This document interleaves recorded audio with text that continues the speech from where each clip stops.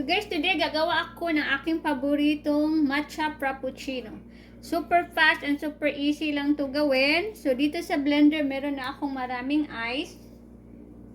And then, maglalagay ako ng about 1 tablespoon, 1 tablespoon and a half of matcha powder.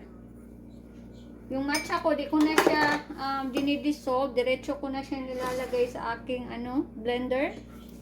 And then, maglalagay ako ng about 1 tablespoon of vanilla syrup.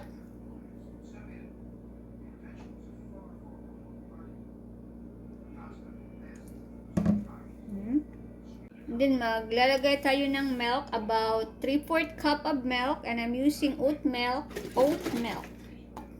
But you can use any milk you want.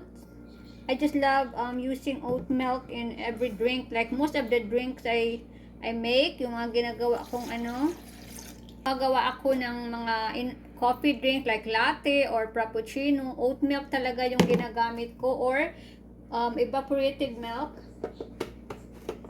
Yan, and ilalagay na natin siya sa blender. Super lang guys, super easy lang siya gawin. So ilalagay natin siya sa blender and I'll be back. Can I use that blender when you're done with it? So yun na guys, after we put it in the blender, we're gonna pour it in this baso. I hope I'm not gonna make a mess, but I'm putting plate just in case. Oops, there you go.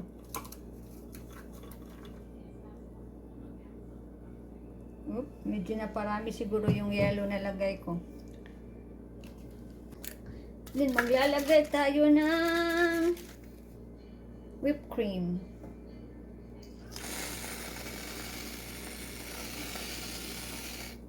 So, ayan na.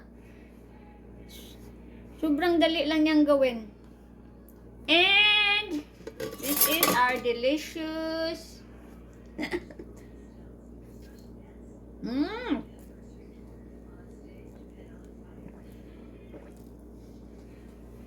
Ang sarap.